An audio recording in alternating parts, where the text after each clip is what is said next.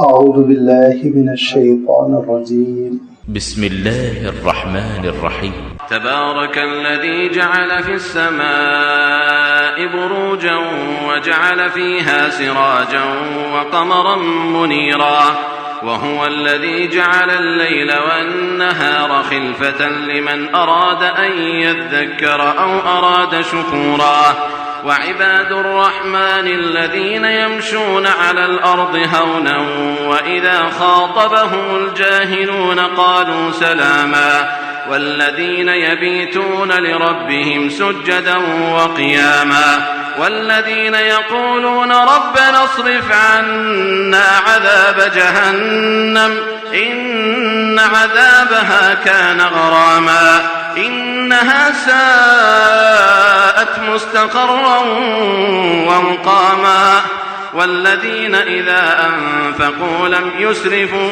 ولم يقتروا وكان بين ذلك قواما والذين لا يدعون مع الله إلها آخر ولا يقتلون النفس التي حرم الله إلا بالحق ولا يزنون ومن يفعل ذلك يلقى أثاما يضاعف له العذاب يوم القيامة ويخلد فيه مهانا إلا من تاب وآمن وعمل عملا صالحا فأولئك يبدل الله سيئاتهم حسنات وكان الله غفورا رحيما ومن تاب وعمل صالحا فإنه يتوب إلى الله متابا والذين لا يشهدون الزور وإذا مروا باللغو مروا كراما والذين إذا ذكروا بآيات ربهم لم يخروا عليها صما وعميانا والذين يقولون ربنا هب لنا من أزواجنا وذرياتنا قرة أعين واجعلنا للمتقين إماما أولئك يجزون الغرفة بما صبروا ويلقون فيها تحية وسلاما خالدين فيها حسنت مستقرا ومقاما قل ما يعبأ بكم ربي لولا دعاؤكم فقد كذبتم فسوف يكون لزاما. صدق الله العظيم. الحمد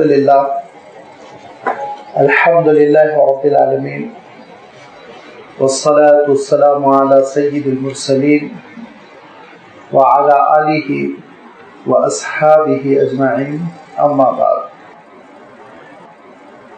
سورۃ الفرقان کا یہ آخری اور چھٹا رکوع ہے جس کی ابھی آپ کے سامنے تلاوت کی گئی.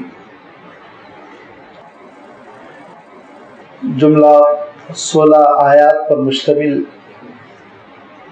اس رکوع کا آغاز ہو رہا ہے آیت نمبر 61 سے اور اختتام ہو رہا ہے آیت نمبر 77 پر.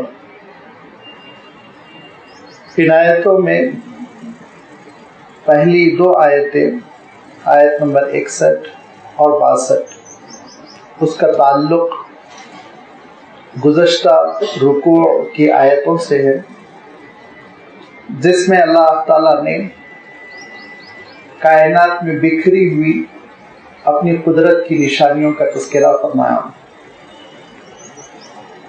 اللہ تعالیٰ کی کائنات میں بکھری ہوئی ان نشانیوں کا تذکرہ اس صورت میں اس مناسبت سے آیا کہ حضور اکرم صلی اللہ علیہ وسلم دعوت توحید پیش فرما رہے ہیں اور رحمان کی رحمتوں کی دہائی دے رہے ہیں.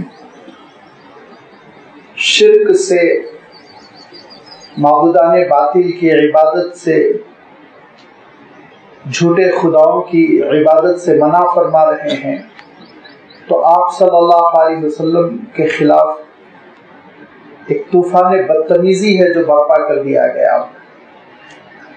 سورت کے آغاز میں اللہ تعالیٰ نے انہی بدتمیزیوں کا تذکرہ فرمایا انہی اعتراضات کا تذکرہ فرمایا کہ فرشتے ہم کو کیوں نظر نہیں آتے، اللہ تعالیٰ کو کیا ضرورت پڑی کہ ایک انسان کو بحیثیت رسول منتخب فرمائے، اللہ تعالیٰ نے آپ پر سونے کی اینٹیں کیوں نازل نہیں کی، اللہ تعالیٰ نے آپ کو بہت ہی لمبا چوڑا وسیع عریض باغ کیوں نہیں عطا کیا، وغیرہ وغیرہ۔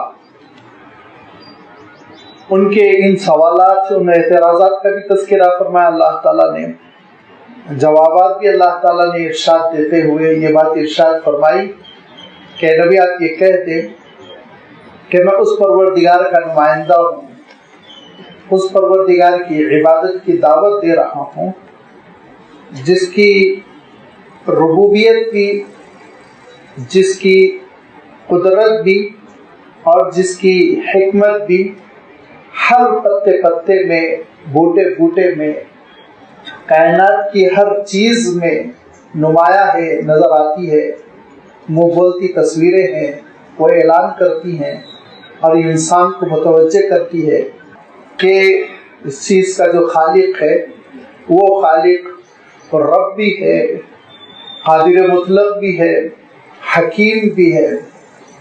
یہ تینوں چیزوں کا تذکرہ میں کرتا رہتا ہوں کیونکہ یہ پوری کائنات اور اس کائنات میں بڑی سے بڑی مخلوق پر آپ غور کر لیں، اور اس پوری کائنات اور کائنات میں چھوٹی سے چھوٹی مخلوق پر آپ غور کر لیں، یہ ساری چیزیں بتاتی ہیں کہ پیدا کرنے والا وہ بہت ہی قدرت رکھنے والا ہے، پیدا کرنے والا بہت ہی حکمت کے ساتھ اس نے ان چیزوں کو پیدا کیا، اور پیدا کرنے والے نے بڑے احسانات فرمائے، بڑا کرم فرمایا۔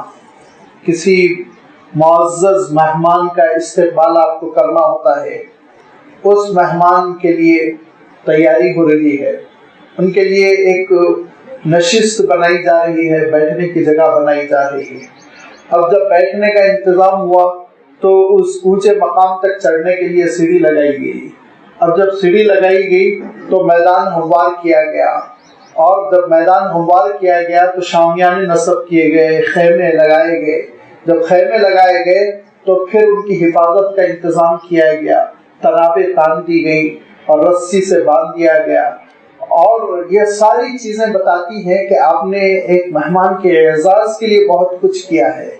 اسی لیے اللہ تعالیٰ نے، مہمان کا لفظ تو میں استعمال نہیں کروں گا، لیکن اس مخلوق کو جو بشر کہلاتی ہے، انسان کہلاتی ہے، اس کے اعزاز کے لیے اللہ تعالیٰ نے بہت اہتمام فرمایا، زمین ہموار فرما دی، اور پھر شامیانہ اس نے آسمان کا تان دیا، اور اس نے قمقمے لگا دیے، ستاروں سے آسمان کو سجا دیا، اس نے سورج کو چمکا دیا، اور اس طرح آپ غور کرتے چلے جائیں کہ اللہ تعالیٰ نے انسان کی زندگی کے لیے اور انسان کی زندگی کے سامان کے لیے کتنا انتظام فرمایا کہ اس انسان کو کھانے کی ضرورت پڑے گی، لہذا اس کے لیے زمین کو مناسب قرار دیا گیا کہ اس میں کھیتی ہو، کھیتی کے لیے پانی کی ضرورت پڑے گی، اس نے آسمان سے پانی برسانے کا انتظام کیا، پانی برسنے کے لیے کہیں سے پانی غبارے بن بن کے اڑے، لہذا اس نے سمندروں کو یہاں سے وہاں تک پھیلا دیا،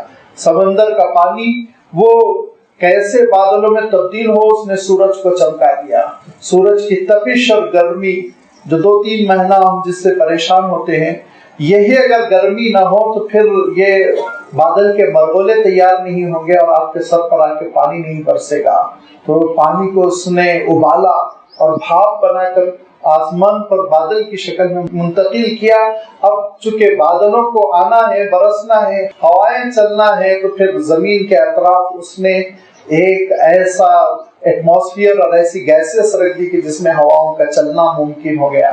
اب اس کے بعد موسموں کا بدلنا ہے تو اس نے زمین کو چلا دیا، اور دن اور رات کا آنا جانا ہے تو زمین کو گھما دیا، اور پھر زمین میں ضرورت ہے روشنی کی تو سورج کو سلگا دیا، سورج کو ضرورت ہے سہارے کی تو اس نے پورا ایسا بیلنسڈ قسم کا ایک نظام بنا دیا جس میں سارے ستارے ایک دوسرے کو کھینچ رہے ہیں، سب میں ایک گریویٹی فورس ہے جس کی وجہ سے سب تنے ہوئے ہیں، اور باوجود اس کے کہ جس کو اللہ تعالیٰ ارشاد فرماتا ہے بغیر عامد ترونہا، کوئی چیز پکڑی ہوئی نظر نہیں آ رہی، रस्सी चार तरफ बांध दी गई हो, इस तरह की कैफियत है, नजर नहीं आ रही है कोई चीज, उसके बावजूद भी सारी चीजें जमी हुई हैं, तली हुई हैं, सरकती नहीं, एक बालिश नहीं सरकती, और शायद एक बालिश भी बहुत बड़ी चीज है, 1 इंच नहीं सरकती है वो।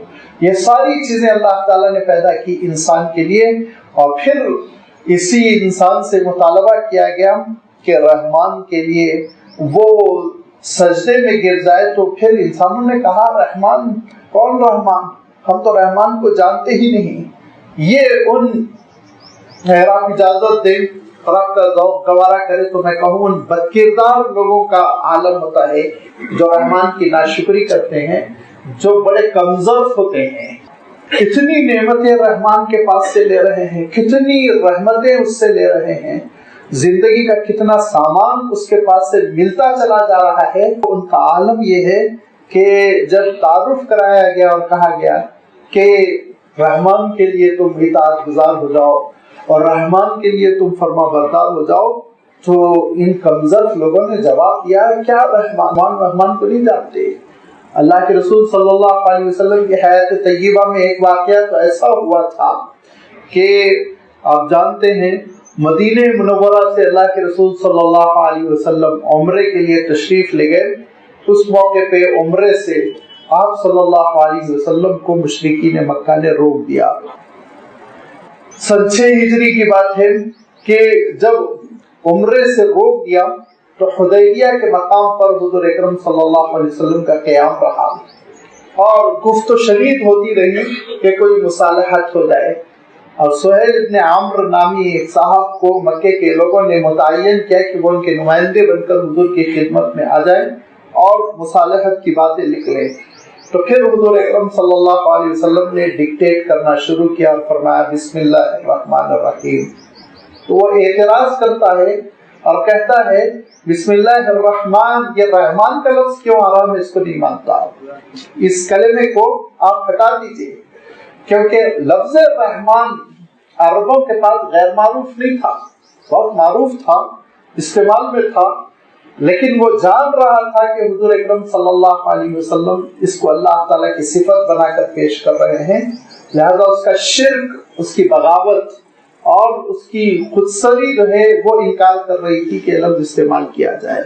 उसने एतराज किया और अल्लाह के रसूल सल्लल्लाहु अलैहि वसल्लम ने कहा कि उसके रहमान होने में क्या शक व शुबा, लेकिन तू झट करता है, अभी इंशाल्लाह वो आयत आने वाली है कि जाहिलों का जवाब कैसे दिया जाता है। लिहाजा हुजूर अकरम सल्लल्लाहु अलैहि वसल्लम ने कहा ठीक है, हम हटा देते हैं बिस्मिल्लाहिर्रहमानिर्रहीम।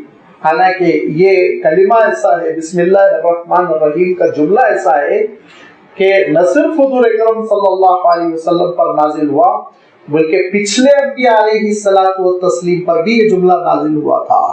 और इसका सबसे बड़ा सबूत कुरान पाक में अल्लाह ताला ने हजरत सुलेमान अलैहिस्सलाम के खत में फरमाया।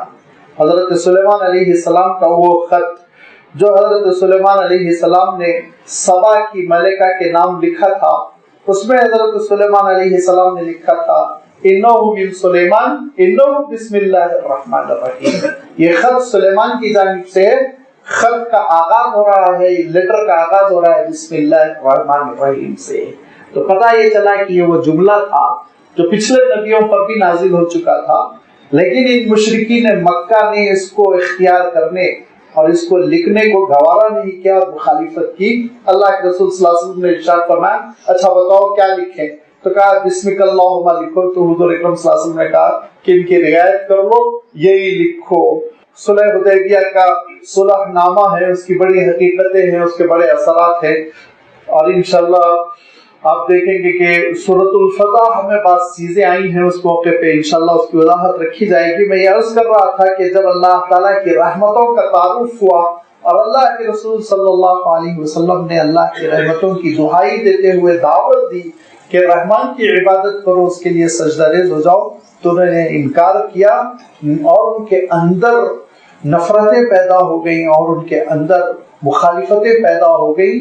उन सब को अल्लाह ताला ने नजरअंदाज करते हुए फिर ये बात इरशाद फरमाई, और ये है वो 2 आयतें जो पिछली आयतों ही से मरबूत है। پچھلی آیتوں میں جس میں اللہ تعالیٰ نے بارش کے برسنے کا اور اس کائنات کے پیدا کرنے کا اور انسان کے خود کس طرح پیدا کیا گیا ہے اس کا تذکرہ فرمایا، اور تذکرہ فرماتے ہوئے ارشاد فرمایا تبارک الذی جعل فی السماء بروجا، تبارک کی میں وضاحت کر چکا ہوں، شروع ہی میں لفظ آ چکا ہے، برکت سے لفظ نکلا ہے، اور برکت کی وضاحت کرتے ہوئے عرض کیا تھا زیادت و نفع الشیء، کسی بھی چیز کی جو افادیت ہوتی ہے وہ بڑھ جانا، نفع بڑھ جانا۔ تبارکہ کے معنی ہوتے ہیں وہ ہستی جس کے اندر برکت ہی برکت ہو، جو سورس ہو برکت کا۔ تو اللہ تعالیٰ ارشاد فرماتا ہے تبارک الذی، برکتوں کا ذریعہ اور برکتوں کا سورس ہے اللہ تعالیٰ کی ذات جس نے جعل فی السماء بروجا، آسمان میں منزلیں رکھ دی۔ بروج، برجن، بروج عربی میں کئی معنوں میں استعمال میں آتا ہے، خاص طور پر برجی بنائی جاتی تھی قلعوں میں جس کے اطراف بڑی لمبی چوڑی فینسنگ اور دیوار ہوتی، تو اس دیوار میں تھوڑے تھوڑے فاصلے پر کچھ مینارے بنائے جاتے تھے، اور ان میناروں کی بڑی افادیت ہوتی تھی، بڑی ضرورت ہوتی تھی، بڑی اہمیت ہوتی تھی۔ آپ کسی بھی لمبے چوڑے قلعے کی سیر کر لیں، آپ اس چیز کو دیکھیں گے، بیک وقت وہ مینار حفاظت کا ذریعہ ہوتا کہ اس پر سپاہی نامزد ہوتے، وہ اوپر سے دیکھ بھالی کرتا رہتا تھا، وہی مینار اس کو روشن کر دیتے اور اس سے قلعے کے حدود کا پتہ چلتا تھا۔ وہی مینار ایسا ہوتا تھا جو دیوار کو سپورٹ دیتا تھا، تقویت دیتا تھا۔ کئی مقصد ہوتے تھے جس کی وجہ سے برجیوں کو بنایا جاتا تھا۔ بروج اسی برجی کے معنوں میں اس کا استعمال ہوتا ہے جس کا میں نے ترجمہ منزلوں سے کیا، کیونکہ اللہ تعالیٰ نے آسمان میں، اور آسمان کی بھی میں وضاحت رکھ چکا ہوں کہ ہر اوپر نظر آنے والی چیز کو عرب سما کہے گا، کیونکہ سمو بلند کے معنی بلندی کے ہوتے ہیں، اونچائی کے ہوتے ہیں، لہذا جب کبھی آسمان کہا جائے تو پھر آپ سمجھ لیجئے کہ آپ کے اوپر جو چیز ہے وہ سب کچھ آسمان ہے، اس میں اسپیس بھی آسمان ہے، اور اسپیس کے آگے جو حقیقتیں ہیں وہ سب آسمان ہے، اور اس کی پھر 7 اللہ تعالیٰ نے منزلیں بنائی ہیں، 7 آسمان ہیں جن کی حقیقت تک ابھی انسان نہیں پہنچ سکا۔ انہی میں اللہ تعالیٰ نے کچھ منزلیں رکھی ہیں، جیسے مثال کے طور پر ایک منزل خود آپ کی اپنی ایٹماسفیئر ہے، ایک لیئر ہے، آپ جانتے ہیں دنیا کے اطراف، یہ بھی ایک منزل ہے، یہ ایک برجی ہے۔ کیوں برجی ہے؟ اس سے بیک وقت آپ کی دنیا کو تقویت ملی ہوئی ہے، اور اس کی وجہ سے آپ کے جہاز اڑ رہے ہیں، اور اس کی وجہ سے آپ سانس لے پا رہے ہیں۔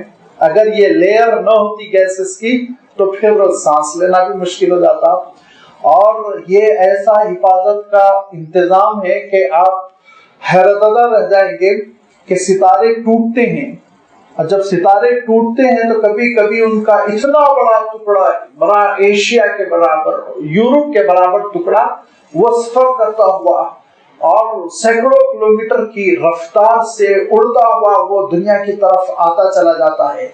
آپ سائنسدانوں سے پوچھئے، وہ دوربین لگائے، ٹیلیسکوپ سے دیکھ کر گھبراتے رہتے ہیں کہ یہ تو پورا امریکہ کے رخ پر آ رہا ہے، اور اگلے اتنے گھنٹوں میں آئے گا اور ٹکرائے گا، اور اگر وہ گر جائے دنیا میں تو پھر ٹکڑے ٹکڑے ہو جائے آبادیوں کے، تہس نہس ہو جائے آبادی۔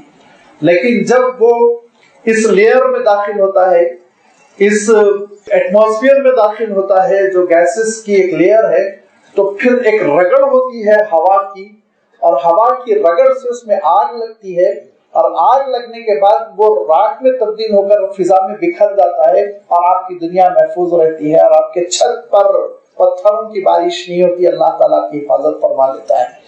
آپ نے دیکھا ہوگا ستارے ٹوٹ کے جا رہے ہیں، روشنی آپ کو نظر آ رہی ہے، یہی وہ چیزیں ہیں جو دن و رات ہوتی رہتی ہیں، اور ان کی تعداد بتایا 24 گھنٹوں میں بسا اوقات لاکھ لاکھ، سوا لاکھ کی ہوتی ہے۔ وہ بارش اگر دنیا پر ہو جائے تو سوچئے آپ یہ شہاب ثاقب ان کو جینے نہ دیتے، لیکن اللہ تعالیٰ نے اس آسمان کو ہمارے لیے منزلوں میں تقسیم کر دیا، اور یہی وہ منزلیں ہیں جب نیچے سے بھی ہم اوپر کی طرف اسپیس کی طرف جاتے ہیں تو یہ بار بار ہم کو روکتی ہیں ایک ایک منزل پر ہمارے راکٹ پہنچتے ہیں، بلاسٹ ہوتے ہیں، پھر آگے بڑھتے ہیں، پھر دوسری منزل پہ پہنچتے ہیں، پھر بلاسٹ ہوتے ہیں، پھر آگے بڑھتے ہیں۔ یہ ساری وہ چیزیں ہیں جو اللہ تعالیٰ نے ہماری کائنات میں پیدا فرما دی، اور اس کی ذات بڑی بابرکت ہے جس نے آسمان میں منزلوں کو پیدا کیا، برجیوں کو پیدا کیا، وجعل فیہا سراجا، اسی میں چمکتا ہوا سورج اس نے رکھا، جس کی اس چمک سے، جس کی حرارت سے، گرمی سے ہم بہت ہی زیادہ ضرورت اٹھاتے ہیں، ہماری بہت ساری ضرورتیں اس پر ڈیپینڈ کرتی ہیں، منحصر ہے۔ اگر یہ سورج کی چمک نہ ہو، یہ روشنی نہ ہو تو ہمارا دن نہ ہو، یہ سورج کی گرمی نہ ہو تو پھر ہماری کھیتی پکے نہیں، سڑ جائے دانے۔ اگر غلط وقت پر بارش ہو جاتی ہے، بادل آ جاتے ہیں، تو ذرا کسانوں سے پوچھئے کھیتی کا کیا حشر ہوتا ہے۔ یہی سورج ہے، جب گرم ہونے لگتا ہے مارچ اپریل میں تو پھر ہماری کھیتی پکتی ہے، دانے خشک ہوتے ہیں چاول کے، گیہوں کے، وہ سب سیو کرنا ممکن ہو جاتا ہے۔ یہی سورج ہے جس کی گرمی سے پانی وہ بادلوں کی شکل میں تبدیل ہوتا ہے۔ یہی سورج ہے جس کی تمازت سے ہمارے جسم کو وٹامن ڈی ملتی ہے۔ یہی وہ سورج ہے جس سے ہماری پوری زندگی کا نظام چل رہا ہے۔ لہذا فرمایا کہ جعل فیہا سراجا، اس نے ایک روشن دیا بنا دیا ہے، اس نے ایک روشن چراغ بنایا۔ وقمرا منیرا، اور چمکتا ہوا اس نے چاند بنایا جس کی چمک میں تپش نہیں ہے، حرارت نہیں ہے، گرمی نہیں ہے، نور ہی نور ہے۔ یہ اللہ تعالیٰ کا انتظام ہے۔ وَهُوَ الَّذِي جَعَلَ اللَّيْلَ وَالنَّهَارَ خِلْفَةً، وہی پروردگار ہے جس نے رات کو اور دن کو خلفتاً، آنے جانے والا، گردش کرنے والا بنایا۔ خلفہ کے معنی ہوتے ہیں یکے بعد دیگر آنا، ایک آنا تو دوسرا جانا، اس طرح کی کیفیت ہو تو خلفہ کا لفظ استعمال کیا جاتا ہے۔ لہذا خلفتاً کا لفظ اللہ تعالیٰ ارشاد فرما رہا ہے، وَهُوَ الَّذِي جَعَلَ اللَّيْلَ وَالنَّهَارَ خِلْفَةً، وہی ہے جس نے رات و دن کو آنے جانے والا بنا دیا۔ اسی سے پھر خلیفہ کا لفظ دیکھیں، جانشین، کہ اصل چلا جاتا ہے تو پھر اس کا جانشین آتا ہے، اسی سے لفظ خلیفہ بنا۔ اسی سے اختلاف بنا، کہ اختلافہ کا اصل مفہوم یہ ہوتا ہے کہ ایک چیز ختم کر دی جائے، دوسری چیز لا لی جائے، اور پھر اسی سے اختلاف رائے بنا کہ ایک کی رائے کی مخالفت کر دی جائے، دوسری کی رائے آ جائے، اور وہی اختلاف سے پھر اردو والوں نے اختصام بنا لیا، جھگڑا بنا لیا، اختلاف کو لڑائی جھگڑے کا عنوان بنا لیا۔ ورنہ تو اختلاف بہت اچھی چیز ہے۔ اگر اختلاف کے حدود ہوں کہ ایک کی رائے کے بعد دوسرے کی رائے کا اظہار ہو اور ہر ایک کی رائے کا احترام ہو، تو یہ تو ذہین لوگوں کا عمل ہے، ضروری ہے۔ یہ جہاں ذہانتیں ہوں گی، عقل دماغ ہوگا، وہاں لازمی بات ہے اختلاف ہوگا۔ لیکن مسلمانوں نے اختلاف کو جھگڑے کا سبب بنا لیا، اختصام کا سبب بنا لیا، آستین چڑھا کے لڑتے ہیں۔ لہذا اختلاف مصیبت بن کر رہ گیا، ورنہ اختلاف تو بہت پسندیدہ چیز ہے، بڑی اچھی چیز ہے۔ لہذا فرمایا اللہ تعالیٰ نے، وَهُوَ الَّذِي جَعَلَ اللَّيْلَ وَالنَّهَارَ خِلْفَةً، وہی ہے جس نے رات کو اور دن کو آنے جانے والا، گردش کرنے والا بنایا۔ لمن اراد ان یذکر او اراد شکورا، یہ ساری نشانیاں اس کے لیے ہے، کس کے لیے؟ جو چاہتا ہے ان یذکر، کہ نصیحت حاصل کرے، عبرت حاصل کرے، وہ سبق لے ان چیزوں سے، اللہ تعالیٰ کی جانب متوجہ ہو جائے۔ یہ پورا ریسرچ جو ہو رہا ہے آج کائنات میں، سمندروں کی تہہ میں لوگ جا رہے ہیں اور فضاؤں کی بلندیوں میں لوگ سفر کر رہے ہیں اور کوشش کر رہے ہیں کہ سورج کی شعاؤں کو گرفتار کر لیں، اور کوشش کر رہے ہیں کہ ستاروں کی رفتار کو معلوم کر لیں۔ یہ ساری کوششیں اس وقت عین عبادت ہو جائے گی اور مطلوب و مقصود اور قابل تعریف ہو جائے گی، جبکہ اقرأ بسم ربک الذی خلق، پیدا کرنے والے کا نام اس میں شامل کر لیں، اس کے نام سے ریسرچ کریں، اس کے نام سے آغاز کریں۔ اور یہ ساری کوششیں بے برکت ہو کر رہ گئی اور انسان کو اللہ کی رحمتوں سے دور کرنے والی بن کر رہ گئی، کیونکہ اس کو اللہ تعالیٰ کے بابرکت نام سے دور کر دیا گیا، محروم کر دیا گیا۔ اللہ تعالیٰ ارشاد فرماتا ہے، لمن اراد ان یذکر، جو نصیحت حاصل کرنا چاہتا ہو اور جو اللہ تعالیٰ سے جڑنا چاہتا ہو، اس کی معرفت حاصل کرنا چاہتا ہو، اس کے لیے یہ ساری نشانی بس عین رحمت ہے، رحمت ہی رحمت ہے. یا پھر او اراد شکورا، یا اس کا مقصد یہ کہ وہ شکر گزار بنے. شکر گزاری کے معنی کیا ہوتے ہیں؟ یاد رکھیے، شکر گزاری کے معنی عربی کے اعتبار سے صاف طور پر کہا گیا کہ شکر گزاری کا تقاضا 3 طور پر ہوتا ہے. ایک تو یہ کہ زبان شکر ادا کرے، دوسرے دل احساس امتنان سے بھرا رہے، شکر گزاری کے جذبے سے دل بھرا رہے، تیسرے انسان کے اعضاء فرما برداری کرے. یہ ہے شکر گزاری. انسان کا جو جسم ہے، اس کے جو آرگنز ہے، وہ بھی فرما برداری کرے، اطاعت کرے. ایک استاد ہے، انہوں نے اپنے شاگرد کو بہت سکھایا، بڑا احسان کیا. اب شاگرد صاحب زبان سے تو کہتے ہیں کہ مول صاحب شکریہ، لیکن اس کے بعد ان کے ساتھ بدتمیزی کرتے ہیں، ان کے خلاف سازشیں کرتے ہیں، ان کو تکلیف پہنچانے کی کوشش کرتے ہیں. تو اس کو کیا آپ حقیقت میں شکر گزاری سمجھیں گے؟ ہرگز نہیں. اپنے محسن کے ساتھ حسن سلوک کرنا، اپنے محسن کا خیال رکھنا، تو پروردگار جو منعم حقیقی ہے، محسن حقیقی ہے، اس کی فرما برداری کرنا، اس کی اطاعت کرنا، یہ شکر گزاری. لہذا اس پوری کائنات میں غور کرنے کا نتیجہ کیا ہونا چاہیے؟ نتیجہ یہ ہونا چاہیے کہ انسان سبق حاصل کرے، نصیحت حاصل کرے، اور انسان اللہ تعالیٰ کا شکر گزار بندہ ہو جائے. اور اہل اللہ نے بڑی اچھی تشریح کی اور کہا لمن اراد ان یذکر و اراد شکرا. غور کرو، اس میں دونوں چیزیں آ گئی. لمن اراد ان یذکر، عقل کا کام، ذہن کا کام، دماغ کی مصروفیت کہ اللہ تعالیٰ کی اس کائنات پر ریسرچ کرتے ہوئے اللہ تعالیٰ کی معرفت پیدا کرو.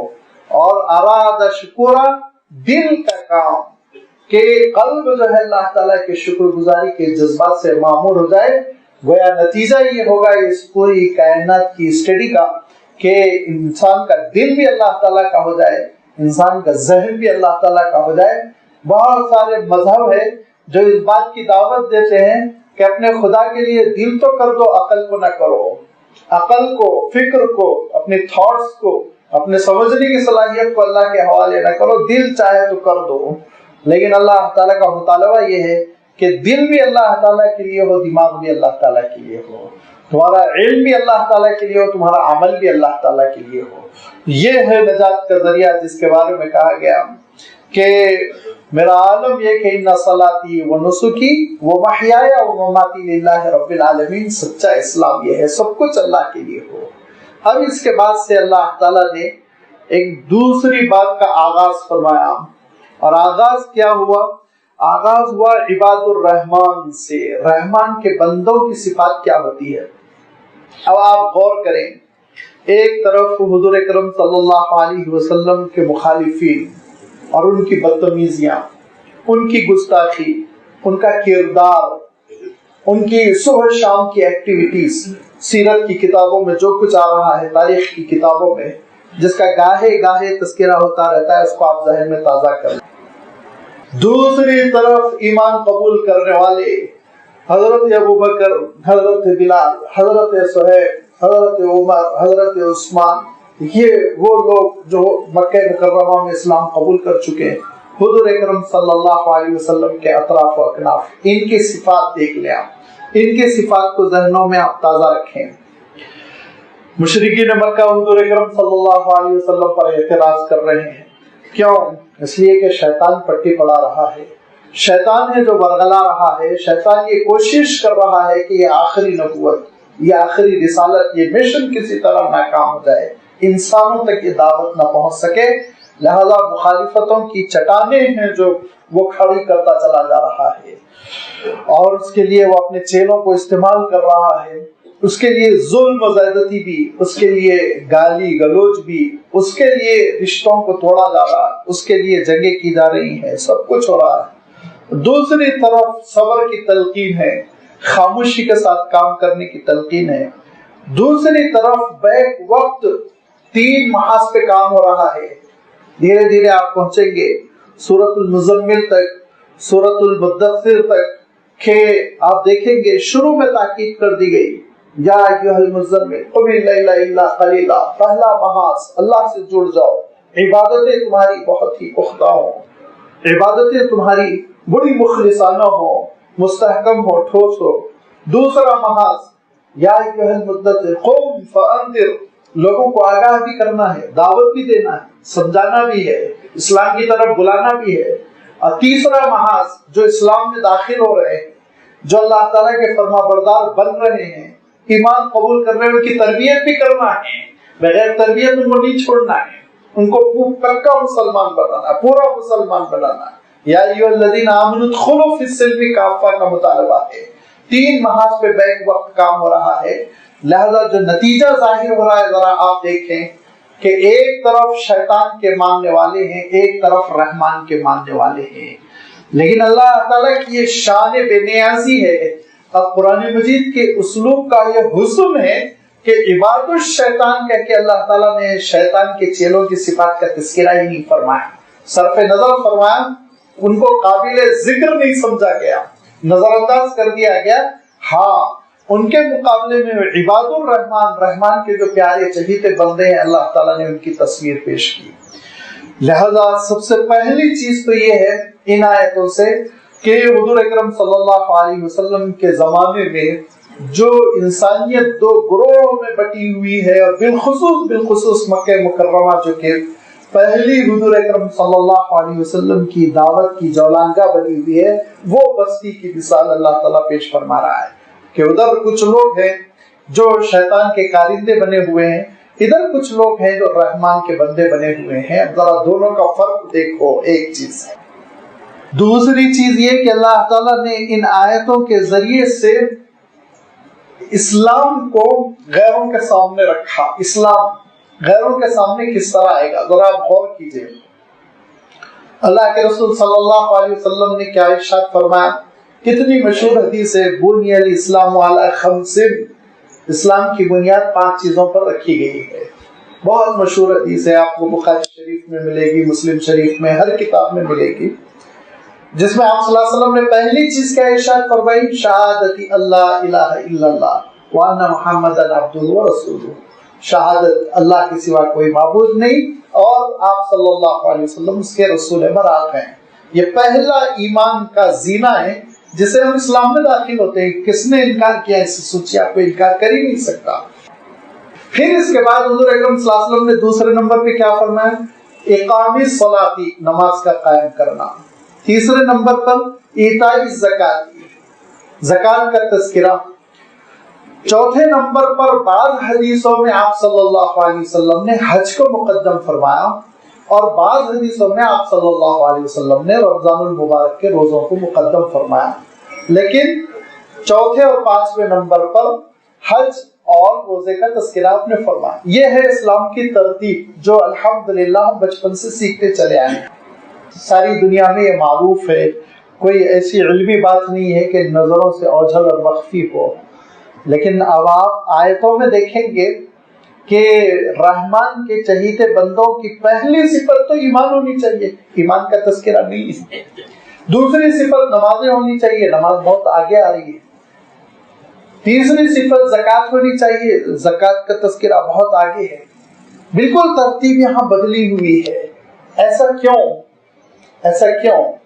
सही मानों में तो ये होना चाहिए, अल्लाह ताला इरशाद फरमाता कि रहमान के चहीते बंदों का आलम ये होता है कि वो पक्के ईमान वाले होते हैं, नमाजों को वक्त पर कायम करते हैं, अपने माल से ज़कात अदा करते हैं और रमजान के महीने में रोजे रखते हैं और जिंदगी में एक बार हज करते हैं अगर इस्तिताअत हो। ये तज़किरा होता तो तरतीब सही होती, लेकिन यहाँ पे आप बिल्कुल ये तरतीब नहीं देखेंगे। ऐसा क्यों?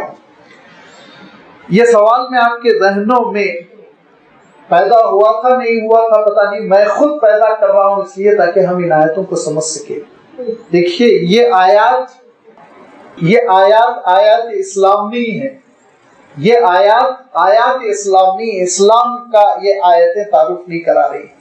ये आयतों का मजमुआ, ये आयात दावत है, ये दावत की आयतें हैं जो एक मुसलमान को पेश कर रही हैं। मुसलमान कैसा नजर आता है इन आयतों के जरिए से, और आज हम कैसे नजर आ रहे हैं इंशाअल्लाह उसका भी तज़किरा आएगा। इन आयतों के जरिए से एक मुसलमान कैसे नजर आता है, अल्लाह ताला ने उसकी वजाहत की। हजरत अबू बकर कैसे नजर आ रहे थे, حضرت عمر کیسے نظر آ رہے تھے، حضرت عثمان کیسے نظر آ رہے تھے، حضرت علی کیسے نظر آ رہے تھے، حضرت بلال، حضرت عمار، حضرت صہیب، حضرت سلمان اور دیگر وہ صحابہ جو اسلام قبول کرتے چلے جا رہے تھے، وہ کیسے نظر آ رہے تھے باہر سے، باہر کی دنیا کو، غیر مسلموں کی دنیا کو یہ مسلمان کیسے نظر آ رہے تھے، یہ اس کو آپ ذہن میں رکھیں، اس کے بعد سے آپ کو ترتیب سمجھ میں آئیں گی۔ لہذا اس کو ذہن میں رکھتے ہوئے کہ یہ دعوتی آیتیں ہیں اور یہ اسلام کی احکام کی ترتیب بتلانے والی آیتیں نہیں، بلکہ ایک بندے پر جو اسلام قبول کر لیتا ہے کیا اثرات مرتب ہوتے ہیں، کون سے اثرات نمایاں ہوتے ہیں، اس کا اللہ تعالیٰ تذکرہ فرما رہا ہے۔ بیک وقت مکے کے مشرکین کو آئینہ دکھایا جا رہا ہے، تم دیکھو شیطان کے چیلے بن کر کیا کر رہے ہو، اور رحمان کے پیارے بندوں کا دیکھو عالم کیسا ہے۔ اور بیک وقت اللہ تعالیٰ ان آیتوں کے ذریعے سے ساری دنیا کو پیغام دے رہا ہے قیامت تک کے لیے کہ اللہ تعالیٰ کا حقیقی دین اگر تمہاری زندگی میں آئے گا تو تم کیسے نظر آؤ گے، سوسائٹی تمہاری کیسی نظر آئے گی، تمہارا معاشرہ لوگوں کو کیسا نظر آئے گا، وہ ذرا دیکھو۔ سب سے پہلی چیز ایمان ہے، ایمان کے بغیر کوئی عمل صالح اللہ تعالیٰ کے پاس ویلڈ نہیں۔ اتنا اللہ تعالیٰ نے اس کو ارشاد فرمایا، اتنا ارشاد فرمایا کہ ایک بچہ جانتا ہے آمن وعمل صالحا، ایمان عمل صالح، ایمان عمل صالح۔ ایمان نہیں ہے تو نماز بھی نہیں، ایمان نہیں ہے تو زکوٰۃ کی اہمیت نہیں، چاہے جتنا خرچ کر لو، ایمان نہیں تو کوئی نیکی اللہ تعالیٰ کے پاس نیکی نہیں۔ سب سے پہلی شرط ایمان۔ لیکن ایک بات یاد رکھیے، ایمان سامنے والے کو نظر آنے والی چیز نہیں، ایمان آپ کے دل کا فعل ہے، آپ کے اندرون کا فعل ہے۔ ایمان وہ آپ کی فکر کا نام ہے، آپ کی فکر کیسے ڈھلی ہوئی ہے، آپ کے یقین کا نام ہے، جو آپ کے اندر چھپا ہوا ہوتا ہے، آپ کے جسم پر ظاہر ہوتا ہے لیکن بہت بعد میں نظر آتا ہے۔ پہلی نظر میں ایمان کسی کو نظر نہیں آتا۔ سڑک پر آپ کھڑے ہوئے ہیں، اپنی دکان میں آپ بیٹھے ہوئے ہیں، اپنے آفس میں آپ کرسی سنبھالے ہوئے ہیں، بحیثیت طالب علم آپ کسی دانشگاہ میں قدم رکھ رہے ہیں، یا بحیثیت حکمراں ایڈمنسٹریٹر اگر آپ حکومت کی ذمہ داری سنبھالے ہوئے ہیں، تو ایمان تو اندرون کا نام ہے، نظر نہیں آ رہا ہے۔ لیکن سب سے پہلی چیز جو لوگوں کو نظر آ رہی وہ آپ کا کردار، آپ کا کیریکٹر نظر آ رہا ہے۔ آپ کے کیریکٹر کو سب سے پہلے دیکھیں گے، اور آپ کا جو کیریکٹر ہے، آپ کا جو کردار ہے، اس کردار میں سب سے پہلی چیز جو سامنے والے کو نظر آئے گی وہ آپ کی شخصیت تکبر سے بھری ہوئی ہے، انانیت سے بھری ہوئی ہے، ضدی ہے اور جٹ قسم کے ہیں، بد اخلاق قسم کے ہیں، یا پھر یہ کہ اس کے مقابلے میں آپ کی گفتگو میں نرمی، آپ کی شخصیت میں سلجھاؤ، وقار، آپ نرم دل کے، آپ لوگوں پر شفقت کرنے والے، آپ انکساری رکھنے والے، تواضع برتنے والے ہیں، یہ سب سے پہلے نظر آئے گا۔ چند ہی منٹوں میں سامنے والے کو یہ اندازہ ہو جائے گا کہ یہ صاحب کس قسم کے ہیں۔ لہذا جب بندہ رحمان کا چہیتا ہو جاتا ہے اور رحمان کی تعلیمات کے سانچے میں اپنے آپ کو ڈھال لیتا ہے، تو سب سے پہلی چیز جو لوگوں کو نظر آ رہا ہے وہ مومن بندہ کیسا ہوگا۔ وَعِبَادُ الرَّحْمَنِ الَّذِينَ يَمْشُونَ عَلَى الْأَرْضِ هَوْنًا، وہ دیکھیں گے کہ وہ زمین پر بہت نرمی کے ساتھ چلتا ہے۔ ہاؤنن کے معنی ہوتے ہیں نرمی، اور نرمی کے معنی یہ نہیں ہوتے بیمار کی طرح چلتا ہے، ہرگز نہیں۔ نرمی کے معنی یہ ہوتے ہیں کہ حضور اکرم صلی اللہ علیہ وسلم نے جو ارشاد فرمایا، وہ تکبر کے ساتھ نہیں چلتا، غرور کے ساتھ نہیں چلتا، سینہ تان کے نہیں چلتا، بلکہ اس کے چلنے کا جو انداز ہوتا ہے وہ چلنے کا انداز ہی باوقار ہوتا ہے، ایسا کہ تین چیزیں حضور اکرم صلی اللہ علیہ وسلم کے چلنے کے سلسلے میں صحابہ نے واضح فرمائی۔ تین چیزیں، پہلی چیز یہ کہ حضور اکرم صلی اللہ علیہ وسلم جب قدم رکھتے تو پورا جما کے رکھتے، اکھڑے پیر سے نہیں چلتے، انگوٹھوں کے بل پہ نہیں چلتے، بلکہ اپنا قدم پورا جما کر رکھتے۔ اور دوسرے یہ کہ حضور اکرم صلی اللہ علیہ وسلم جب چلتے تو رفتار معتدل ہوتی، نہ بہت تیز بھاگتے اور نہ ہی بہت سلو چلتے، بیماروں کی طرح اعتدال کے ساتھ چلتے۔ اور تیسری چیز یہ کہ حضور اکرم صلی اللہ علیہ وسلم قدرے سامنے کی طرف جھکے ہوتے، زیادہ تر نگاہیں سامنے نیچے کی طرف ہوا کرتی، اور محسوس کرنے والا، دیکھنے والا یہ محسوس کرتا جیسے اوپر سے کوئی نیچے کی طرف آ رہا ہو۔ صحابہ کہتے ہیں کہ اللہ کے رسول صلی اللہ علیہ وسلم کے چلنے کا انداز یہ ہوتا گویا کہ آپ اوپر سے نیچے کی طرف آ رہے ہوں۔ جب آپ اوپر سے نیچے آ رہے ہوں تو آپ دیکھیں گے کہ آپ کا سینہ قدر زمین کی طرف ڈھلا ہوا رہے گا، مائل رہے گا، اور اس کے ساتھ ساتھ اوپر سے جو نیچے آتا ہے وہ پیر بہت جما کے رکھتا ہے، پیر بہت جما کے اٹھاتا ہے احتیاط کے ساتھ، کیونکہ ذرا بھی اگر اس میں غلطی ہو جائے تو پھسل کر گرنے کا ڈر ہوتا ہے۔ لہذا اس انداز میں اللہ کے رسول صلی اللہ علیہ وسلم چلتے کہ رفتار میں اعتدال اور قدم جمع جمع کے رکھنا، جمع جمع کے اٹھانا، اور اس کے ساتھ ساتھ ایسا محسوس ہوتا جیسے کہ اوپر سے نیچے کی طرف قدرے سینہ مائل ہوتا زمین کی طرف، اکڑے ہوئے تنے ہوئے آسمان کو دیکھتے ہوئے نہیں چلتے تھے۔ اللہ کے رسول صلی اللہ علیہ وسلم کا یہ انداز تھا۔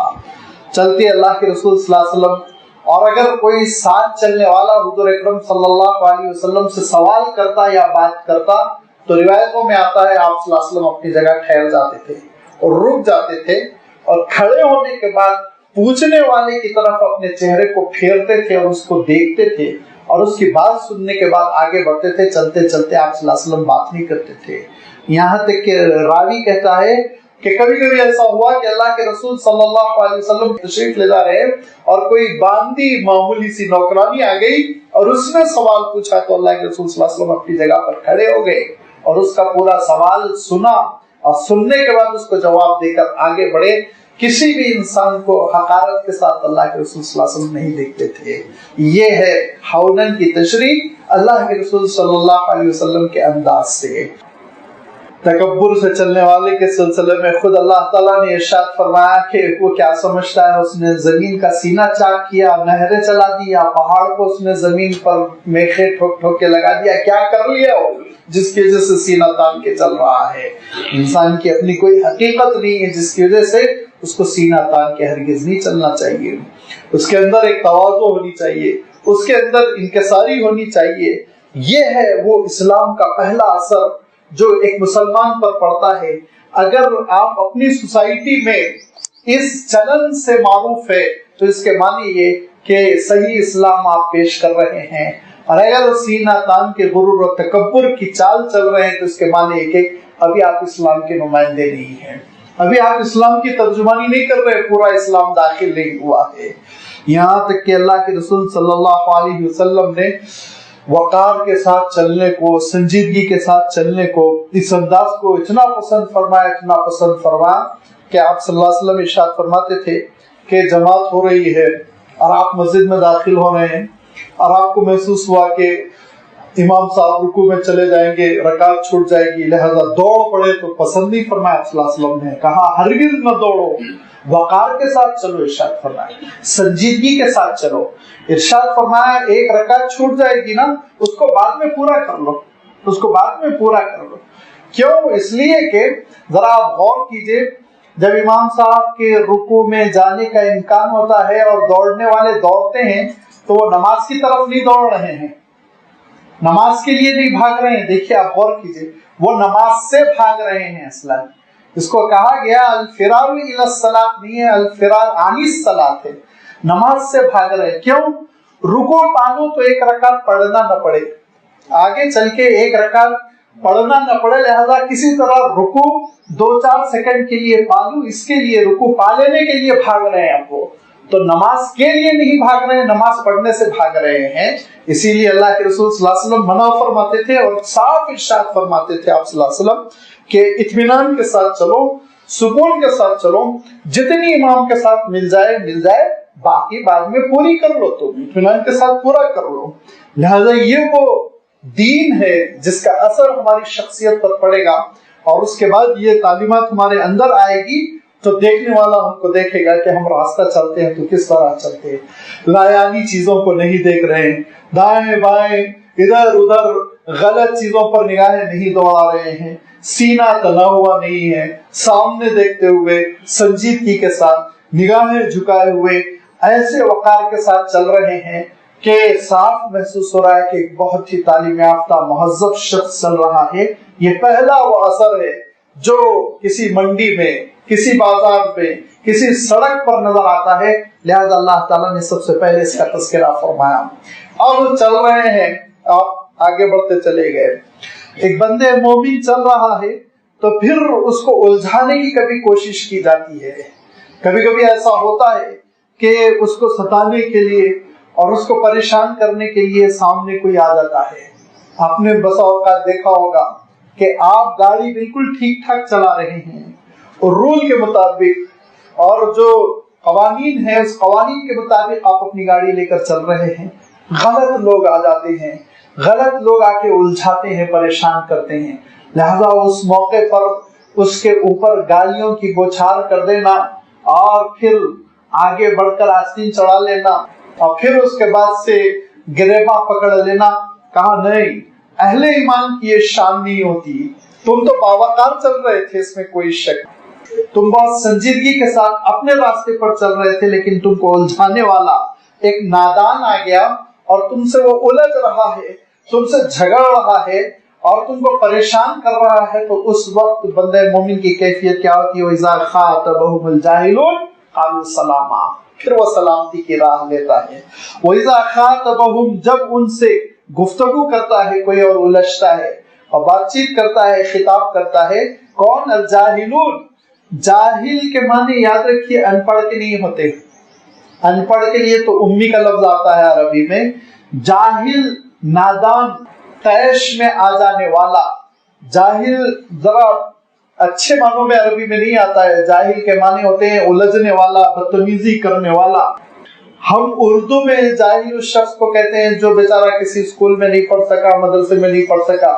لیکن ایسا نہیں ہے، نعوذ باللہ. سینکڑوں صحابہ ہیں جو اسکولوں میں مدرسوں میں نہیں پڑھے. تو کیا اللہ نہ کرے، اللہ نہ کرے ہم ان کے لیے جاہل کا لفظ استعمال کریں گے؟ ہرگز نہیں. وہ نہ صرف یہ کہ عالم تھے بلکہ عالموں کے استاد تھے وہ. تو جاہل کے معنی ہوتے ہیں طیش میں آنے والا، جھگڑالو قسم کا، نادان.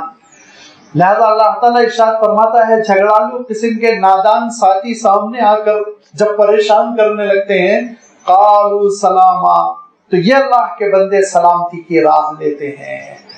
کہتے ہیں سلام علیکم لا نبتغی الجاہلین، کہ ہم سلامتی کی راہ اپنانا چاہتے ہیں، تم سے ہم جھگڑنا نہیں چاہتے. میں معاف کر دو، غلطی ہمارے سے ہوئی، تم اپنی راہ لو، ہم اپنی راہ لیں گے. یاد رکھیے تالی کب بجتی ہے؟ جب دو ہاتھ ہوتے ہیں. ایک ہاتھ سے تالی نہیں بجتی. لہذا جھگڑا جو ہوتا ہے وہ اس وقت ہوتا ہے جب دونوں فریق، دونوں گروپ جھگڑا کریں. ایک اکیلا آدمی جھگڑا نہیں کر سکتا. لہذا ایک نے بدتمیزی کی اور ایک نے غلط سلط بات چیت کہی، آپ نے خاموشی کے ساتھ اس کو معاف کر دیا اور آپ آگے بڑھ گئے. اس میں قربانی تو بہت ہے، بہت بڑی قربانی ہے، ہر ایک کے بس کی بات نہیں. لیکن یاد رکھیے یہ بہت اعلیٰ کردار ہے، بہت بلند کردار ہے، نبیوں اور رسولوں کا کردار ہے. حضور اکرم صلی اللہ علیہ وسلم ارشاد فرماتے ہیں کہ جب جھگڑا ہو جاتا ہے بات چیت میں تو ایک فرشتہ اللہ تعالیٰ کی جانب سے آتا ہے اور جو جھگڑا کر رہا ہے، غلط الفاظ کہہ رہا ہے، تو اس کو کہتا ہے انت احق بہا. جو غلط سلط الفاظ کہہ رہا ہے، تم بدماش ہو، تم کمینے ہو، تو فرشتہ جواب دے کے کہے گا انت احق بہا، تم زیادہ اس کے حقدار ہو، تم ہو اس کے زیادہ مستحق. اور جو یہ کہہ رہا ہے کہ بھائی سلام علیکم، کہ اللہ تعالیٰ کرم فرمائے، رحم فرمائے، جھگڑا ختم کرو، تو فرشتہ اس سے کہتا ہے انت احق بہا، تم اللہ کی سلامتی کے زیادہ مستحق ہو، تم اللہ کے کرم کے زیادہ مستحق ہو. حضور اکرم صلی اللہ علیہ وسلم کی خدمت میں حضرت ابوبکر صدیق رضی اللہ تعالیٰ عنہ بیٹھے ہوئے تھے اور ایک بدتمیز آیا اور بہت کچھ بکنے لگا، حد سے تجاوز کر گیا. تو حضرت ابوبکر صدیق نے بھی جواب دیا. اللہ کے رسول صلی اللہ علیہ وسلم اٹھ کر چلے گئے. حضرت ابوبکر دوڑتے ہوئے گئے، پوچھا اللہ کے رسول کب سے وہ مجھ سے کہہ رہا تھا، آپ خاموشی سے گوارا فرما رہے تھے، لیکن میں نے ایک کیا جواب دے دیا، آپ اٹھ کے چلے گئے. تو حضور اکرم صلی اللہ علیہ وسلم نے فرمایا دیکھو بھائی، ایک فرشتہ آیا تھا جو تمہارے لیے ڈیفینس کر رہا تھا اور تمہارے لیے جو بک رہا تھا، اور اس کا وہ جب فرشتہ جواب دیتا جا رہا تھا. جب تم نے جواب دینا شروع کیا تو فرشتہ بھی اللہ کے پاس اٹھ کے چلا گیا، میں بھی اٹھ کے نکل گیا وہاں سے. لہذا جب ہم سے کوئی جھگڑا کرتا ہے تو اگر ہمارے اندر یہ ہے کہ اینٹ کا جواب پتھر سے دے تو پھر اللہ تعالیٰ ہماری اوپر چھوڑ دیتا ہے، کر لو اپنا ڈیفینس. لیکن ہم جب اللہ کے لیے خاموشی اختیار کرتے ہیں تو اللہ تعالیٰ فرشتوں کو بھیجتا ہے جو ہماری دفاع کرتے ہیں. یہ ہے اہل ایمان کی شان کہ اگر ان سے کوئی جھگڑا بھی کرنا چاہے تو وہ جھگڑے کو آگے بڑھنے ہی نہ دے، ٹھنڈا کر دیں. چیزائے کہ آج عالم یہ ہے کہ کوئی جھگڑا کرنا چاہے نہ چاہے ہم سڑکوں پہ جھگڑا کرتے ہیں، لڑائی اور پھر بد کلامی اور سخت کلامی، گالی گلوچ. اور سڑکوں پر جو مسلمان آج نقشہ پیش کرتے ہیں وہ یہ کہ بہت ہی تیز مزاج، بد مزاج قسم کے گالی گلوچ بکنے والے. اور مجھے تو ایک مرتبہ بڑی حیرت ہوئی کہ حیدرآباد کے ایک معروف چوراہے پہ ٹریفک جام، جب زیادہ تر میں بائک پہ چلتا تھا تو میں بھی تحقیق کرنے کے لیے کسی طرح کھینچتان کے پہنچا تو دیکھا کہ دو نوجوان جھگڑا کر رہے ہیں. رمضان المبارک کا زمانہ ہے، دھوپ وہ سورج سر پر چمک رہا ہے اور سخت گرمی میں ظہر کی اذان ہو رہی ہے اور دونوں کے سروں پر ٹوپی ہے اور دونوں ایک دوسرے کو گالی دے رہے ہیں. دونوں کی بائک غلط سلط گری ہوئی ہے، جھگڑا، پوری ٹریفک جام. اب آپ غیروں کو سوچئے وہ اسلام کے بارے میں کیا سوچ رہے ہوں گے. رمضان المبارک کے مہینے میں حالت سیام میں ظہر کی اذان کے وقت مسلمانوں کا یہ عالم ہے تو عام دنوں میں ان کا کیا عالم ہوتا ہوگا. سوچئے ان کے ذہنوں میں کیا نقشہ ہم نے اپنا ڈالا ہے، شبیہ ہم نے کیسی بنائی، ذرا آپ سوچ لیں. اللہ تعالیٰ نے تو ہم سے یہ فرمایا تھا کہ رحمان کے پیارے بندے وہ ہوتے ہیں جب ان سے کوئی غیر مسلم آ کر بدتمیزی کرے تو وہ کہے بھائی میں تم کو معاف کرتا ہوں، میں جھگڑے میں نہیں الجھوں گا. لہذا اپنے دامن کو بچاتے ہوئے وہ نکل جائے. یہ رحمان کے پیارے بندوں کی صفت اللہ تعالیٰ بیان فرما رہا ہے.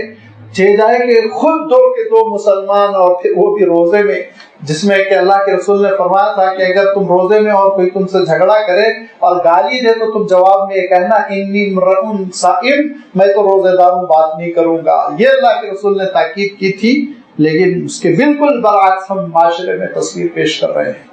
تو پھر لازمی بات ہے جس کو میں نے عرض کیا، یہ آیات دعوت ہے، یہ اسلام کا نقشہ پیش کرتی ہے غیروں کے درمیان کہ شیطان کے چیلے ایسے بدتمیز ہوتے ہیں، رحمان کے پیارے بندے ایسے ہوتے ہیں سلامتی کی راہ لیتے ہیں. لہذا فرمایا عباد الرحمن الذین یمشون علی الارض ہونا واذا خاطبهم الجاہلون قالوا سلاما. اور رحمان کے بندے وہ ہوتے جو زمین پر نرمی کے ساتھ چلتے ہیں اور جب کبھی کوئی نادان ان سے الجھ جائے تو وہ سلامتی کی راہ لیتے ہیں اور کہتے ہیں کہ بھائی سلامتی ہو سلامتی ہو.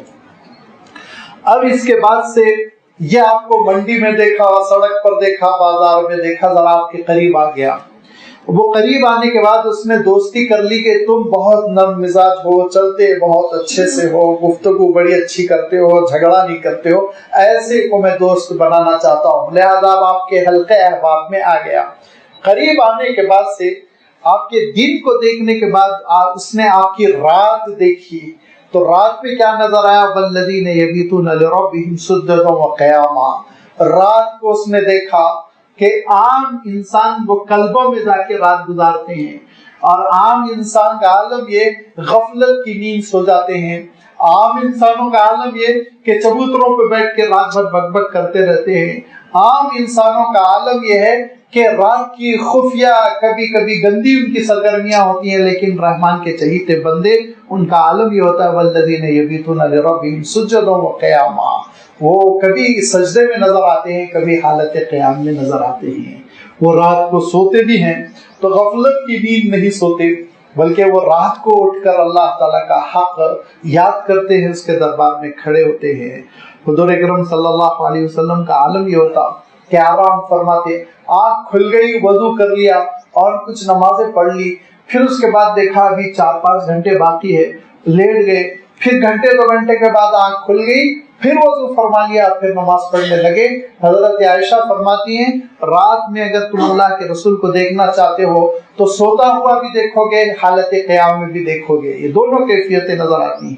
والذین یبیتون لربہم، یہ وہ بندے ہوتے ہیں یبیتون جو رات گزارتے ہیں، لربہم اپنے پروردگار کے لیے، سجدن سجدے کے عالم میں، اور وقیاما یا قیام کے عالم میں، قیام کیے ہوئے ہیں، کھڑے ہوئے ہیں. اور کیوں کھڑے ہوئے ہیں اور کھڑے ہو کر کیا کر رہے ہیں، اللہ تعالیٰ نے وہ بھی ارشاد فرمایا کہ اب ایک آپ کا ساتھی آپ سے قریب ہو گیا، آپ کے ساتھ اس نے سفر کیا، آپ کے پڑوس میں اس نے گھر بنا لیا، آپ کے ساتھ اس نے رہنے کو ترجیح دی، سفر ہوا تو اس نے کہا کہ نہیں یہ دوست میرا جو مسلمان ہے نا میں اس کے ساتھ روم پارٹنر بنوں گا، روم شیئر کروں گا، کیونکہ یہ بہت نیک ہے، نرم دل ہے، لڑتا جھگڑتا نہیں ہے، لہذا وہ آپ کے ساتھ روم میں سو رہا ہے تو وہ دیکھ رہا ہے کہ آپ اٹھ گئے، اٹھنے کے بعد سے آپ کھڑے ہوئے اللہ تعالیٰ کے دربار میں، کھڑے کھڑے پھر آپ رکوع میں گئے، پھر اس کے بعد آپ سجدوں میں جا رہے ہیں، اور پھر اس کے بعد سے اس کو بے چینی ہوئی کہ یہ بندہ رات میں پوری انسانیت سو رہی ہے، جس کے بارے میں حضور اکرم صلی اللہ علیہ وسلم سے پوچھا گیا تھا کہ اللہ کے رسول اسلام کی شان کیا ہے، اسلام کی نمایاں خصوصیت کیا ہے، تو حضور اکرم صلی اللہ علیہ وسلم نے 3 چیزیں ارشاد فرمائی تھی، افشوا السلام، سلام کرتے ہیں مسلمان آپس میں ایک دوسرے کو، واطعموا الطعام، ضرورت مندوں کو کھانا کھلاتے ہیں، وصلوا والناس نیام، لوگ سوتے ہیں مسلمان نماز پڑھتا ہے، مسلمان نماز پڑھتا ہے۔ یہ کیفیت دیکھی انہوں نے کہ نہ اس کی کلب کی سرگرمی، نہ اس کی کوئی بے حیائی کی سرگرمی، نہ یہ رات میں کوئی بے حیائی کے سین دیکھتا ہوا پڑا ہوا ہے، نہ کوئی غلط کام کر رہا ہے، بلکہ یہ آرام کا حق پورا ہو جانے کے بعد، اس تقاضے کے بعد جو ضروری انسانی تقاضا ہے اس کے بعد وہ کھڑا ہوا پھر نماز پڑھ رہا ہے، تو اب اس کو بے چینی ہوئی، لہذا بے چینی ہوئی تو اپنے کان اس نے لگا دیے کہ اب آپ کیا بول رہے ہیں، آپ کیا بول رہے ہیں، ایسا تو نہیں کہ آپ کھڑے ہوئے اللہ تعالیٰ سے دولت مانگ رہے ہوں، ایسا تو نہیں کہ بلڈنگ مانگ رہا ہوں، ایسا تو نہیں کاریں مانگ رہا، ایسا تو نہیں بنگلے مانگ رہا ہے، نہیں، اس نے کان لگا کے سنا تو دیکھا والذین یقولون ربنا اصرف عنا عذاب جہنم، وہ گھبرایا ہوا پروردگار سے کہہ رہا ہے پروردگار آخرت کی ناکامی سے آپ مجھے بچا لیں، اور آخرت کی ناکامی کیا ہے؟ جہنم میں جھونک دینا، لہذا وہ یہ کہہ رہا ہے والذین یقولون ربنا اصرف عنا عذاب جہنم ان عذابها کان غراما، وہ ہوتے ہیں اللہ کے نیک بندے، رحمان کے چہیتے بندے جو کہتے ہیں کہ پروردگار ہم سے جہنم کے عذاب کو پھیر دیجئے، کیونکہ ان عذابها کان غراما، جہنم کا عذاب جو ہے وہ چمٹ جانے والا ہے، لگ جانے والا ہے، ہمیشہ ہمیشہ اس میں انسان پڑا رہ جاتا ہے، اے اللہ اس سے آپ ہم کو بچا لیجئے، انہا ساعت مستقر و مقاما، وہ بہت برا ٹھکانہ اور جائے قیام ہے، جہنم بہت برا ٹھکانہ ہے اور بہت ہی برا جائے قیام ہے، لہذا اللہ اس سے آپ ہم کو نجات دیجئے۔ اور آپ سوچئے کہ یہ 3 نشانیوں کے بعد ایسا کون سا کافر ہوگا جو آپ کو دل نہیں دے بیٹھے گا، جب وہ آپ کے قریب آیا تو گفتگو میں نرمی، کردار میں نرمی، چلنے کے انداز میں نرمی، اور قریب ہوا تو سلامتی سلامتی، جھگڑتے نہیں، الجھتے نہیں، میٹنگز میں اختلاف ہو رہا ہے سنجیدگی سے آپ اپنی رائے رکھتے ہیں، جھگڑا نہیں کرتے، آواز بلند نہیں ہوتی، سلامتی کی راہ لیتے ہیں، اور اس سلامت طبع سے متاثر ہو کر وہ اور آپ کا قریب دوست بن گیا، تو پھر اس نے دیکھا کہ ایک عذاب ہے جس سے آپ نجات مانگتے رہتے ہیں، جس سے ڈرتے ہیں، لرزتے ہیں، روتے گھبراتے، تو ایٹومیٹیکلی اس کے دل میں اس عذاب کا خوف پیدا ہوگا کہ نہیں ہوگا، ذرا سوچئے، اور دھیرے دھیرے اس کی بھی خواہش ہوگی میں بھی اس عذاب سے بچوں۔ آپ سے خود پوچھے گا وہ عذاب سے بچنے کی کیا ترکیب ہوگی، وہ عذاب سے بچنے کا کیا انداز ہے جس کو اپنانے سے، دنیا میں اپنانے سے ہم آخرت میں اس عذاب سے بچ سکے۔ یہ ہے اصل اسلام، یہی وہ صحابہ کا عمل تھا کہ انہوں نے کم کتابیں نہیں لکھی، انہوں نے اور انہوں نے لمبی لمبی تقریریں نہیں کی، وہ تو بزنس مین کی حیثیت سے، تاجر کی حیثیت سے، سپاہی کی حیثیت سے، گورنر کی حیثیت سے خطوں میں گئے، مختلف علاقوں میں گئے، اور لوگوں نے ان کو قریب سے دیکھا تو لوگوں کی دنیا تبدیل ہو گئی، اور انہوں نے سوچا کہ یہ لوگ تو کچھ اور ہی ہیں، کسی اور دنیا کے یہ لوگ لگ رہے ہیں۔ لہذا اللہ تعالیٰ ارشاد فرماتا ہے کہ دیکھو رحمان کے بندوں کی صفت یہ ہے کہ جب زمین پر چلتے ہیں تو نرمی کے ساتھ، جب کوئی ان سے الجھتا ہے تو سلامتی کی راہ لیتے ہیں، رات ان کی بیتتی ہے تو عبادتوں میں، اور وہ اپنی عبادتوں میں جو اصل مطمع نظر ہے وہ آخرت کی کامیابی اور عذاب جہنم سے پناہ مانگتے ہیں، کیونکہ وہ بہت ہی برا عذاب ہے، چمٹ جانے والا، لگ جانے والا، اور بہت ہی برا ٹھکانہ اور بہت ہی برا مقام ہے۔ ساعت مستقرہ، مستقر بھی فرمایا، مقام بھی فرمایا، ترجمے کے اعتبار سے تو ہم یہی کہیں گے کہ وہ بڑا برا ٹھکانہ جائے اقامت، لیکن عربی کے اعتبار سے جو حسن ہے اس کو ترجمے میں تھوڑی شفٹ کیا جا سکتا ہے۔ جو حسن ہوتا ہے الفاظ کا، ان کی نشست و برخاست کا اور ان کے معنوں کا، وہ ترجمے میں منتقل نہیں کیا جا سکتا۔ اس کو ہم وضاحت کرتے ہوئے ہم بتا سکتے ہیں کہ مقام عام طور پر جو عارضی ٹیمپرری قسم کا اسٹے ہوتا ہے اس کے لیے مقام کا لفظ عربی میں استعمال کرتے ہیں، کچھ دیر کھڑے ہونے کی جگہ۔ مستقر کہتے ہیں ہمیشہ رہنے کی جگہ، ٹھکانے کو، ایسا ٹھکانہ جہاں اطمینان کے ساتھ آدمی رہ جائے۔ تو اللہ تعالیٰ نے جو کلام کو اوپر چڑھایا پیک پہ، دیکھیے اب اس کی میں وضاحت کروں تو یوں وضاحت کرنی پڑے گی، ترجمہ ممکن نہیں۔ انہا ساعت مستقرہ، بے شک جہنم وہ برا ٹھکانہ تو ہے ہی، لیکن اتنی بری جگہ ہے، اتنی بری جگہ ہے، عارضی قیام کے قابل بھی نہیں ہے، وہ عارضی قیام بھی وہاں نہیں ہو سکتا۔ جب عارضی قیام نہیں ہو سکتا تو آپ سوچئے کسی کا وہ ٹھکانہ بن جائے تو کتنی بڑی مصیبت ہو۔ اب اس کے بعد سے اس کی دوستی بڑھ گئی ایمان والے سے۔ اس اسلام سے محروم شخص نے سوچا نہیں میں انہی کے ساتھ زندگی بسر کروں گا، انہی کے ساتھ رہوں گا، لہذا تعلقات بڑھتے چلے گئے۔ جب تعلقات بڑھتے چلے گئے تو پھر اس کے بعد جو سب سے نمایاں چیز سامنے آتی ہے وہ انسان کا خرچ کرنا، خرچہ کرنا۔ والذین اذا انفقوا لم یسرفوا ولم یقتروا وکان بین ذلک قواما۔ رحمان کے چہیتے بندے، اچھے بندے وہ ہوتے ہیں جب خرچ کرنے کی باری آتی ہے، خرچ کرنے کا موقع آتا ہے، لم یسرفوا تو وہ حد سے تجاوز بھی نہیں کرتے، اسراف بھی نہیں کرتے، ولم یقتروا اور وہ بخل کنجوسی بھی نہیں کرتے، بلکہ وکان بین ذالک قواما، وہ اعتدال کے ساتھ ان دونوں کے درمیان کھڑے ہوئے ہوتے ہیں۔ اسراف کس کو کہتے ہیں؟ اور ایک لفظ آیا ہے قرآن پاک میں سورہ بنی اسرائیل میں، تبذیر، دو لفظ آئے ہیں، ایک اسراف کا یہاں پر آیا ہے اور ان المبذرین کانوا اخوان الشیاطین، یہ دونوں آپ ترجموں کے اعتبار سے سمجھ سکتے ہیں۔ اسراف کے معنی ہوتے ہیں حد سے زیادہ خرچ کرنا، حد سے زیادہ خرچ کرنا۔ اس کی تشریح کیا ہے؟ اس کی تشریح ہے کہ جو کام 100 روپے میں ہو سکتا ہے وہ کام 1000 میں کرنا، 2000 میں کرنا، 5000 میں کرنا۔ جس کو انسان سمجھتا ہے اپنی شان کا مظاہرہ، اپنی شان کے مظاہرے کے لیے انسان یہ ساری چیزیں کرتا ہے۔ سواری انسان کی ایک ضرورت ہے اور اس سواری کے لیے اس کو 100 روپے درکار ہے، لیکن وہ سواری اپنا رہا ہے لاکھوں روپے کی تاکہ لوگوں پر اثر پڑے کہ صاحب پیسے والے ہیں۔ یہ ہے اسراف، ضرورت پر اس ضرورت سے زیادہ خرچ کرنا، حد سے آگے بڑھ کر خرچ کرنا، یہ اسراف ہے۔ تبذیر کیا ہے؟ تبذیر کا ترجمہ ہم فضول خرچی سے کر سکتے ہیں۔ فضول خرچی کے معنی کیا ہے؟ ضرورت ہی نہیں ہے خرچ کر رہے ہیں، ضرورت ہے ہی نہیں خرچ کر رہے ہیں۔ تو ضرورت ہے اور ضرورت سے زیادہ خرچ کر رہے ہیں تو اسراف، اور ضرورت ہے ہی نہیں تو فضول خرچی، دونوں کو اسلام نے پسند نہیں کیا۔ ایک بہترین تقریب، اچھی تقریب آپ کے گھر کی، وہ ہو سکتی تھی مثال کے طور پر 1 لاکھ روپے میں، اور آپ نے 40 لاکھ روپے میں کیا اس کو، یہ اسراف ہے، یہ سراسر اسراف ہے۔ اور اس اسراف کا انسان کو اللہ تعالیٰ کے سامنے جواب دینا ہوگا، کیونکہ اللہ تعالیٰ نے ارشاد فرمایا اسراف کرنے والوں کو اللہ تعالیٰ پسند نہیں کرتا۔ اور دوسری بات یہ کہ خرچ کرنے کی ضرورت ہی نہیں تھی، خرچ کرنے کی ضرورت ہی نہیں تھی، بلا وجہ کے پیسے خرچ کر رہے ہیں صرف اس لیے کہ لوگوں پہ یہ تاثر قائم کر سکے کہ میں دولت مند ہوں، تو اس کو مبذر فرمایا اور کہا کہ یہ شیطان کی برادری کا آدمی ہے، یہ شیطان کے قبیلے کا آدمی ہے۔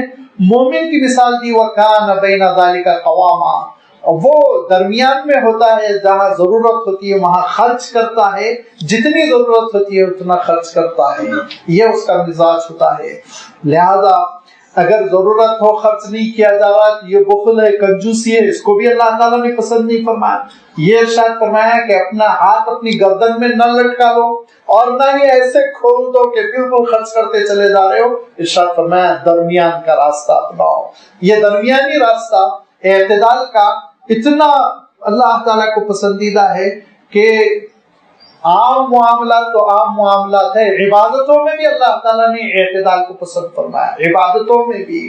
حضور اکرم صلی اللہ علیہ وسلم کے سامنے چند لوگوں کا تذکرہ آیا جو رات بھر نماز پڑھنے کا اعلان کر رہے ہیں، پوری زندگی لگاتار روزے رکھنے کا اعلان کر رہے ہیں، جو اعلان کر رہے ہیں کہ وہ شادی آدی نہیں کریں گے، بس اللہ کے لیے 100 کا زندگی بسر کریں گے۔ تو آپ صلی اللہ علیہ وسلم نے ان کو بلا کر فرمایا کہ دیکھو یاد رکھو کہ میں دیکھو روزے بھی رکھتا ہوں اور کبھی کبھی روزے نہیں بھی رکھتا ہوں، میں رات میں سوتا بھی ہوں، آرام بھی کرتا ہوں، پھر نماز بھی پڑھتا ہوں، میں نے شادیاں بھی کی، سوسائٹی میں معاشرے میں انسانی زندگی بھی بسر کرتا ہوں، اور پھر اللہ تعالیٰ کے لیے عبادتوں میں فارغ بھی ہوتا ہوں۔ یہ اعتدال ہے، فرمایا اس راستے پر چلو تم، اور فالقصد تبلغوا، یاد رکھو اعتدال ہے، اعتدال جس کے ذریعے سے تم منزل مقصود کو پہنچ سکتے، تشدد کے ذریعے سے، افراط و تفرید کے ذریعے سے تم اللہ تعالیٰ کی خوشنودی حاصل نہیں کر سکتے۔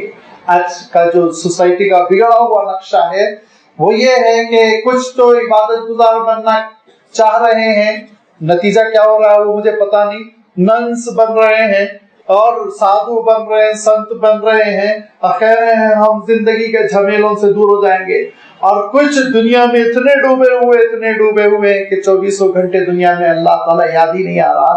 یہ ہے آج موجودہ دنیا کا نقشہ، اور اسلام چاہتا ہے کہ اللہ کو بھی یاد کرنے والے ہو، والدین کا حق ادا کرنے والے بھی ہو، کمانے والے بھی بنو، خرچ کرنے والے بھی بنو، اور تم روحانیت کو بھی لے کر چلو، دنیاوی مسائل کو بھی لے کر چلو، یہ سب کے جامع بن کر تم زندگی بسر کرو۔ اللہ تعالیٰ کانا بین ذالک قوام ارشاد فرمایا، نہ تشدد ہو اور نہ ہی بہت زیادہ ڈھیل، بلکہ درمیان کا راستہ، یہ وہ راستہ ہے جس کے ذریعے سے انسان کامیاب ہوتا ہے۔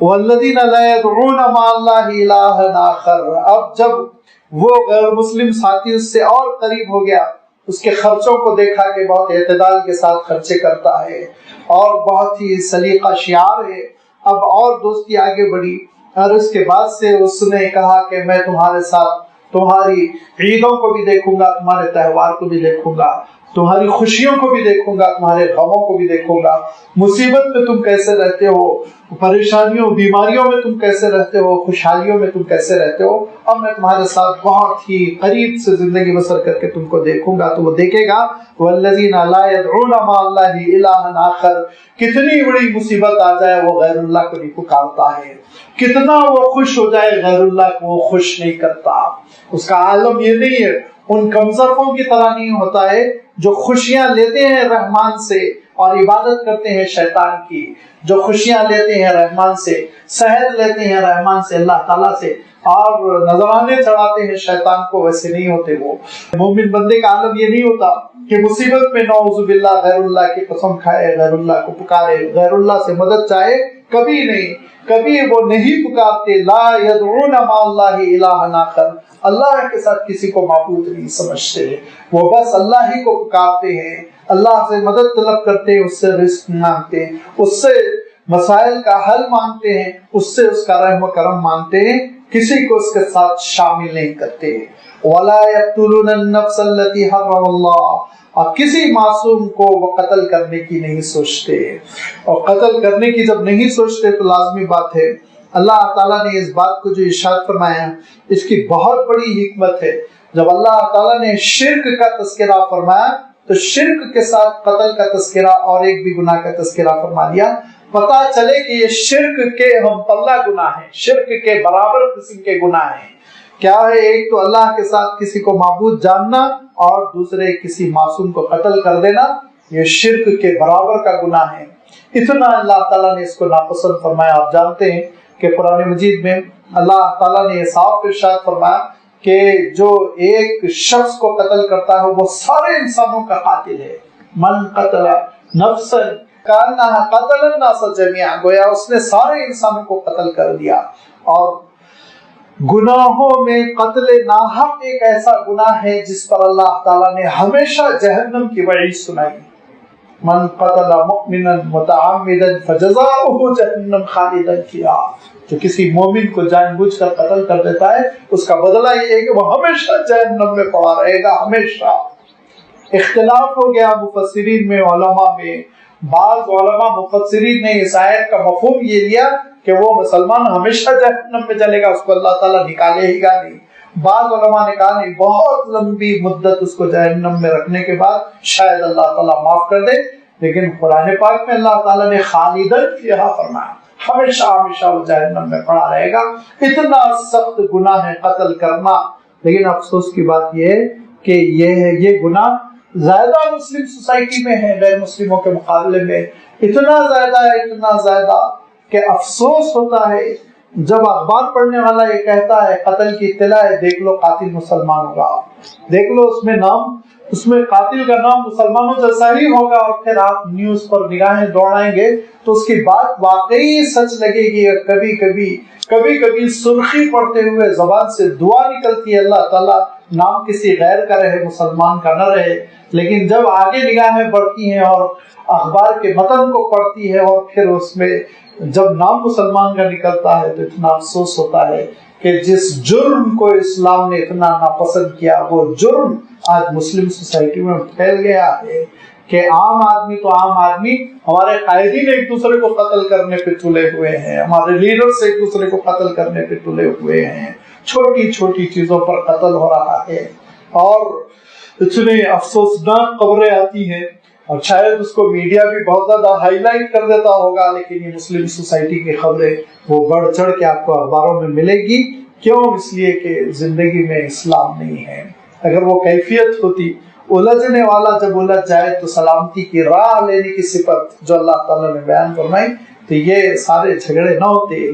اللہ کے رسول صلی اللہ علیہ وسلم نے اتنا اس کو ناپسند فرمایا کہ ایک مرتبہ جنگ میں ایک صحابی ایک دشمن کو وہ گرا کر اس کے سینے پہ بیٹھ گئے، اور سینے پہ جب بیٹھ گئے اور جب تلوار اٹھائی اور تلوار کو لہرا کر جب اس کی طرف لے جانے لگے تو اس نے کہا اشہد ان لا الہ الا اللہ اشہد ان محمد رسول اللہ، میں ایمان قبول کر رہا ہوں۔ اتنا وقت نہیں تھا سوچتے، جنگ ہو رہی ہے اور حالات بالکل گرم ہے اور معرکہ برپا ہے، تلوار چلا دی، کام تمام ہو گیا۔ حضور اکرم صلی اللہ علیہ وسلم کی خدمت میں آئے اور عرض کیا کہ اللہ کے رسول جنگ ہو رہی تھی، دشمن خوب گھوم کے مسلمانوں کو مار رہا تھا، اس کو کنٹرول کر لیا، گرا دیا، پچھاڑ دیا، سینے پہ بیٹھ گیا، جب مارنے جانے لگا تو اس نے کلمہ پڑھا، لیکن میں اس کی بات سنا نہیں، اس کو ختم کر دیا۔ تو اللہ کے رسول صلی اللہ علیہ وسلم نے ارشاد فرمایا قتل کر کیا؟ مار ڈالا۔ اب کیسا ہوگا قیامت کے دن کلمہ طیبہ پڑھتے ہوئے وہ اٹھے گا تو تم اللہ کو کیا منہ دکھاؤ گے؟ اور انہوں نے کہا اللہ کے رسول وہ تو اب بچنے کے لیے کلمہ پڑھ رہا تھا، تو حلّا شققت صدرہ، سینے میں جھانک کے دیکھا تھا کہ وہ بچنے کے لیے کلمہ پڑھ رہا تھا یا اللہ کے لیے کلمہ پڑھ رہا تھا۔ اب وہ صحابی اتنا روئے، وہ یہ کہتے ہیں کہ میں نے یہ سوچا کاش میں ابھی مسلمان نہ ہوا ہوتا، اس واقعے کے بعد مسلمان ہوتا تاکہ میرا یہ گناہ معاف ہو جائے۔ پھر اللہ کے رسول صلی اللہ علیہ وسلم نے ان کو بلا کر مسئلہ بتایا کہ اس طرح ہرگز نہ کرو، یہ الگ بات ہے تم کو معلوم نہیں تھا، اللہ تعالیٰ معاف کر دے گا، لیکن جب کوئی سرنڈر ہو جائے، جس کے بارے میں اللہ تعالیٰ ارشاد فرمایا جب کوئی تمہارے سامنے جنگ کرتے کرتے سلامتی کی راہ لے لے تو تم بھی سلامتی کی راہ لے لو۔ قتل و غارت گیری کو اسلام پسند نہیں کرتا۔ وَلَا يَقْتُلُونَ النَّفْسَ الَّتِي حَرَّمَ اللَّهُ إِلَّا بِالْحَقِّ، کہ اور جو قتل نہیں کرتے کسی معصوم شخص کو، اور تیسری چیز وَلَا يَزْنُونَ، بے حیائی نہیں کرتے، زنا نہیں کرتے۔ زنا کو بھی اللہ تعالیٰ نے شرک کے ہمدرجہ قرار دیا، شرک کی طرح، یہ بھی بہت ہی بڑا گناہ ہے۔ حضور اکرم صلی اللہ علیہ وسلم سے صحابہ نے پوچھا اللہ کے رسول سب سے بڑا گناہ کیا ہے؟ تو کہا اپنے خالق اور مالک کے ساتھ کسی کو شریک کرنا، کہا اس کے بعد کہا کسی کو قتل کرنا، کہا اس کے بعد کہا زنا کرنا۔ یہ لازم بات ہے، وہ گناہ ہے جو گناہ کبیرہ میں بھی سر فہرست ہے، جس سے مومن ہمیشہ بچتا ہے۔ وَمَن يَفْعَلْ ذَلِكَ يَلْقَ أَثَامًا، اور جو یہ کر گزرتا ہے تو وہ بہت ہی گناہ گار ہو کر پھر جہنم کا شکار ہوتا ہے، جہنم کا وہ عذاب کا سامنا کرتا ہے۔ یضاعف له العذاب، عذاب اس کے لیے دوگنا کر دیا جاتا ہے، بڑھا دیا جاتا ہے، قیامت کے دن شدید کر دیا جاتا ہے۔ وَيَخْلُدْ فِيهِ مُهَانًا، جیسے کہ میں نے عرض کیا کہ ہمیشگی کے عذاب کی اللہ تعالیٰ نے اطلاع دی، یہاں بھی ارشاد فرمایا وَيَخْلُدْ فِيهِ مُهَانًا، ذلت کے ساتھ اس عذاب میں اس کو ڈال دیا جاتا ہے، ذلت کے ساتھ اس عذاب کا وہ شکار ہو جاتا ہے۔ ہاں اب اس عذاب سے بچنے کی اگر ایک شکل ہے تو یہ ہے الا من تاب وآمن وعمل صالحا وعمل عملا صالحا فاولئک یبدل اللہ سیئاتہم حسنات، مگر یہ کہ بندہ توبہ کر لے، ایمان قبول کر لے، نیکیوں کا پابند ہو جائے، تو یہ وہ توبہ ہوتی ہے جس کی وجہ سے اللہ تعالیٰ اس کے گناہوں کو بھی نیکیوں سے تبدیل کر دیتا ہے۔ وَكَانَ اللَّهُ غَفُورًا رَحِيمًا، بے شک اللہ تعالیٰ بڑا بخشنے والا، بڑا مہربان ہے۔ وَمَن تَابَ وَعَمِلَ صَالِحًا، جو توبہ کرتا ہے اور پھر نیکیوں کا پابند ہو جاتا ہے، فَإِنَّهُ يَتُوبُ إِلَى اللَّهِ مَتَابًا، تو پھر وہ اللہ کے پاس سچی توبہ کرنے والا ہے، سچی توبہ کر کے وہ رحمان کے دربار میں حاضر ہونے والا ہے۔ توبہ کا دروازہ اللہ تعالیٰ نے کھلا رکھا کہ انسان سے چاہے جتنی خطا ہو جائے اللہ تعالیٰ توبہ قبول فرمانے والا۔ حضرت ابو ہریرہ رضی اللہ تعالیٰ عنہ فرماتے ہیں کہ میں مسجد سے نکلا، گھر کی طرف جا رہا تھا، تو ایک خوبصورت سی خاتون میرے سامنے آئی اور انہوں نے کہا کہ تم اللہ کے رسول کے بہت قریب رہتے ہو، ایک مسئلہ بتاؤ کہ مجھ سے بہت بڑا گناہ ہوا ہے، زنا ہو گیا، زنا کی بنیاد پہ اولاد بھی ہو گئی، اللہ تعالیٰ معاف فرمائے گا؟ تو حضرت ابو ہریرہ رضی اللہ تعالیٰ عنہ نے اپنے سے فیصلہ کر لیا کہ اتنا بڑا گناہ، کہا کہ مشکل ہے۔ تو اس عورت نے آہ بھر کے کہا کہ پروردگار، اس حسن کو جہنم میں جلانے کے لیے تو نے پیدا کیا تھا کیا؟ یہ کہتی ہوئی وہ چلی گئی۔ جملہ حضرت ابو ہریرہ کے دل پر اثر کر گیا، لہذا فرماتے ہیں جب میں فجر میں آیا تو اللہ کے رسول صلی اللہ علیہ وسلم سے میں نے عرض کیا کہ اللہ کے رسول، رات میں ایک ایسا واقعہ ہوا کہ خاتون ملے اور انہوں نے یہ پوچھا اور میں نے یہ کہا، تو اس نے یہ جواب دیا کہ اے اللہ، اس حسن کو جہنم میں جھونکنے کے لیے کیا تم نے پیدا کیا؟ لہذا مجھے بڑا اثر رہا۔ تو حضور اکرم صلی اللہ علیہ وسلم نے کہا تم نے جواب غلط دیا، تم نے جواب غلط دیا، تم کو کہنا چاہیے تھا کہ اللہ تعالیٰ تمہارے سارے گناہوں کو معاف کر دے گا۔ تو حضرت ابو ہریرہ کہتے ہیں اللہ کے رسول، ازالہ کیا ہو، کیسے میں اس کا ازالہ کروں، اس کمی کو کیسے میں دور کروں، اس غلطی کو کیسے اس کی اصلاح کروں؟ تو آپ صلی اللہ علیہ وسلم نے ارشاد فرمایا تلاش کرو اور بتاؤ اس خاتون کو کہ اگر سچے دل کے ساتھ توبہ کرے گی اور سارے گناہوں سے باز آ کر نیکیوں پر کاربند ہو جائے گی تو رحمان قادر ہے اس کی توبہ قبول کرنے پر۔ حضرت ابو ہریرہ فرماتے ہیں 24 گھنٹے میں نے مدینے کی مختلف وادیوں میں اس کے مکان کو تلاش کیا، وہ ملی نہیں، کہیں باہر کی شاید رہی ہوگی۔ میں بہت مایوس اور پریشان ہوا۔ اچانک دوسرے دن وہ پھر مجھے ایک راستے پہ نظر آئی تو میں دوڑ کر گیا اور دوڑ کر جانے کے بعد میں نے اس کو خوشخبری دی کہ اللہ کے رسول صلی اللہ علیہ وسلم نے ارشاد فرمایا اگر ایمان قبول کر کے تم توبہ کرتی ہو سچے دل کے ساتھ، نیکیوں پر کاربند ہو جاؤ گی، پابند ہو جاؤ گی، تو اللہ تعالیٰ تمہاری توبہ قبول کرنے کے لیے تیار ہے۔ تو اس نے اس موقع پہ کہا کہ پروردگار کا شکر ہے کہ اس نے میرے بچنے کے لیے ایک راہ رکھی، پھر اس نے سچے دل کے ساتھ توبہ کی۔ یہ توبہ کے دروازے بہر صورت کھلے ہوتے ہیں۔ حضور اکرم صلی اللہ علیہ وسلم کے پاس ایک ضعیف سے صاحب آئے، اتنے ضعیف کہ حدیث میں آتا ہے کہ ان کے پلکیں وہ گری جا رہی تھی، جھکی جا رہی تھی، بڑھاپے کی جیسے آنکھیں بند ہوئی جا رہی تھی۔ اور انہوں نے کہا کہ اللہ کے رسول، میں اسلام قبول کرنے کے لیے تیار ہوں، لیکن میں ایک بات کہتا ہوں کہ کوئی گناہ نہیں ہے جس میں نے ہاتھ نہ ڈالا ہو، ہر گناہ میں نے ہاتھ ڈالا ہے، ہر گناہ میں نے کیا، کیا گناہ میرے معاف ہو جائیں گے؟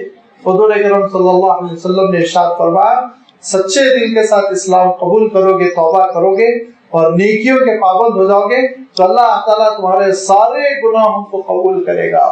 تو ان ضعیف سے صاحب نے کہا اللہ کے رسول، پھر ان برائیوں کا کیا ہوگا، گندگیوں کا کیا ہوگا، کوتاہیوں کا کیا ہوگا جن کا میں نے ارتکاب کیا؟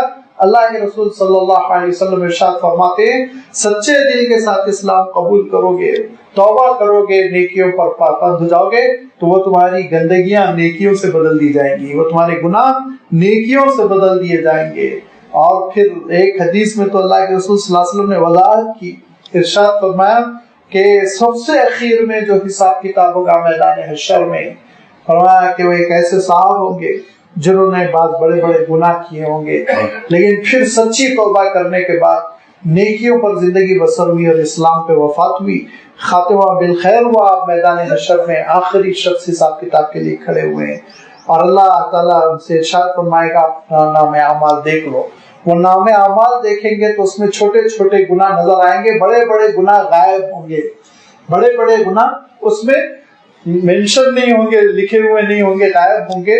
تو حیرت کریں گے کہ بڑے بڑے گناہ بھی تو کیے تھے 2 4 8، وہ ان کا تو تذکرہ ہے نہیں، چھوٹی کوتاہیوں کا تذکرہ ہے، تو کہیں کوئی بھول چوک تو نہیں ہوگی۔ اللہ تعالیٰ ارشاد فرمائے گا کیا ہے تم ٹھیک ہے نام اعمال، تمہارا نام اعمال کی بنیاد پر حساب کتاب کر دیا جائے، تو وہ جلدی بچائیں گے کہ چھوٹے گناہوں کی سزا مل جائے، بڑے گناہ تو بھلا دیے گئے، انجان ہو جاؤ، معاملہ آگے بڑھ جائے، تو جلدی میں وہ بندہ کہے گا اللہ ٹھیک ٹھاک ہے، جلدی کر دیجئے میرا حساب، ٹھیک ٹھاک ہے، جلدی میرا حساب کر دیجئے۔ اللہ تعالیٰ ارشاد فرمائے گا ذرا غور کر لو کوئی چیز رہ تو نہیں گئی۔ وہ کہے گا کہ نہیں مولا ہو گیا، ٹھیک ٹھاک ہے، حساب کتاب کر دیجئے۔ تو اللہ تعالیٰ فرشتوں سے ارشاد فرمائے گا کہ اس نے بہت سچی توبہ کی تھی، زندگی میں اس کی تبدیلی آ گئی تھی، یہ بڑا فرما بردار ہو گیا تھا، لہذا اس کے جو گناہ نظر آ رہے ہیں ان کو نیکیوں سے تبدیل کرو۔ تو وہ صاحب فوراً بول پڑیں گے کہ اللہ کچھ بڑے بڑے گناہ رہ گئے، ان کا تذکرہ نہیں ہوا۔ یہ واقعہ ایسا ہے کہ امام مسلم لکھتے ہیں کہ ایسا کم موقع آئے حضور اکرم صلی اللہ علیہ وسلم ایسا ہنس پڑے ہوں کہ دانت نظر آئے۔ حضور اکرم صلی اللہ علیہ وسلم کے سلسلے میں امام ترمذی روایت کرتے ہیں جل ضحکہ التبسم، زیادہ تر آپ تبسم فرماتے تھے، دانت نظر آ جائے بہت کم ہنستے تھے، لیکن فرمایا یہ روایت کرنے کے بعد آپ ایسے ہنس پڑے کہ آپ کے دانت موتیوں کی طرح نظر آ گئے، کہ اللہ تعالیٰ بندے کو ایسا معاف فرمائے گا، ایسا معاف فرمائے گا۔ رحمان کی رحمت کا عالم یہ ہے کہ حضور اکرم صلی اللہ علیہ وسلم ارشاد فرماتے ہیں گلوب بھر کے اگر تم گناہ کیے ہوئے ہو تو گلوب بھر کے وہ رحمتیں لائے گا۔ یہ دنیا جو آپ کا گلوب ہے یہ بھرا ہوا یہ نافرمانیوں سے لے کر بندہ جائے، لیکن صدق دل کے ساتھ توبہ، سچی توبہ، ایسی توبہ جس پہ کہ وہ واقعتاً مر مٹا ہو، زندگی میں تبدیلی آ چکی ہو، اس توبہ کے ساتھ مولا کے دربار میں حاضر ہوگا تو کان اللہ غفور الرحیم، اللہ تعالیٰ بھی بڑا بخشنے والا، بہت ہی رحم کرنے والا ہے۔